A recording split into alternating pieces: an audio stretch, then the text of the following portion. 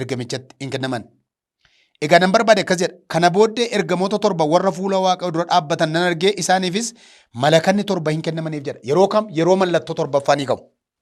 Yeroo mallattoo torbaffaan hiikame gabii erga waaqeffannaan ta'e mul'ata boqonnaa afurratti boqonnaa ja'a irratti erga mallattoo sun hiikamee dhume 12:17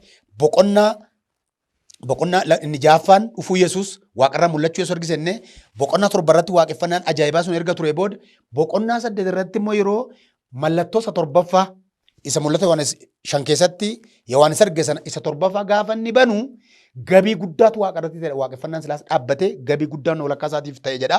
Gabii guddaan ta'e sun firdii waaqa biyya lafaarratti fudhachuuf jedhuudhaaf callisuu taa'amudha jennee ilaalleerra. Egaa mul'ata boqonnaa 8 kana booddee ergamoota torba warra fuula waaqa dura dhaabbatan argee isaaniifis malakanni torban kennamaniif jedha. Malakanni torba gaafa mallattoon torba hiikamu malakata torba irratti kennamantu dhufe. Ergamoota torba malakata torba fudhatanii afuufuuf dhufantu dhufe jedha. Rakkina ulfaata amma irratti hin ta'in jiru sichis biyya lafaa irratti hin taanetu jalqaba. Dhaggeeffadhaa. Malakoonni kun gaafa afuufaman ergamoonni torba malakata kana baadhatanii afuufuu gaafa jalqaban amma irratti dhalatee waan hin taane sichis deebi'ee waan hin taane rakkina akkasiitu biyya lafaa irratti uumamuu jalqaba.